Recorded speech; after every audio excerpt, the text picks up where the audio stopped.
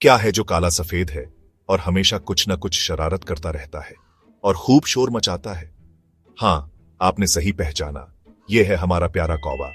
आज हम आपको सुनाने जा रहे हैं एक कौवे और तोते का मजेदार कारनामा। एक धूप वाले दिन कौवा पार्क में मस्ती कर रहा था। वह उछल कूद कर रहा था, खाने की तलाश में। उसकी आंखें हर तरफ घूम रही थीं, शायद उसे कुछ स्वादिष्ट मिल जाए। अचानक उसने एक खुशहाल आवाज सुनी जो उसकी ओर आ रही थी। अरे कौवे, क्या हालचाल है?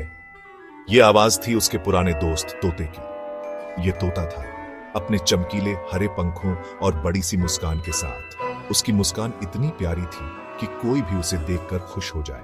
कौवे ने कहा, अरे बस कुछ खाने पीने की चीज ढूंढ रहा हूं। तुम क्या कर रहे हो? उसने तोते से पूछा। तोते ने चीं चीं की।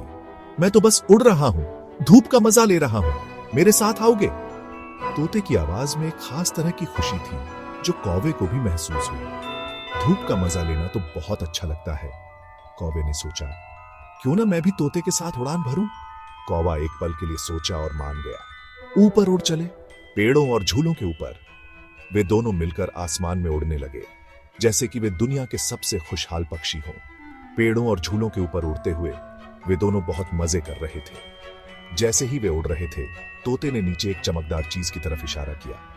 देखो कौवे, ये क्या है? कौवे ने नीचे देखा और उसकी आंखें चमक उठी। वे नीचे उतरे और उन्हें एक चमकता हुआ बटन मिला।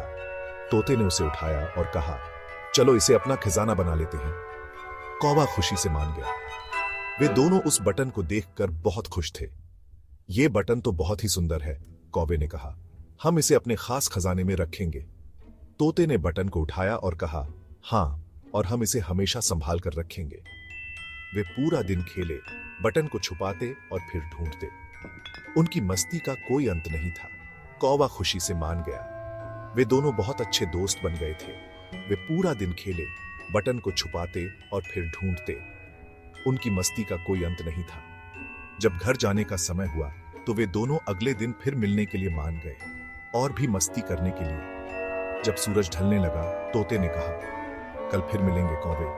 कौवे ने भी सहमति में सिर हिलाया। हाँ, कल फिर मिलेंगे और भी मजे करेंगे। वे दोनों अगले दिन फिर मिलने के लिए मान गए और भी मस्ती करने के लिए। और इस तरह कौवा और तोता सबसे अच्छे दोस्त बन गए, हमेशा नए कारनामों के लिए तैयार। और इस तरह कौवा और तोता सबसे अच्छे दोस्त बन गए, हमेशा नए कारनामों के लिए तैयार।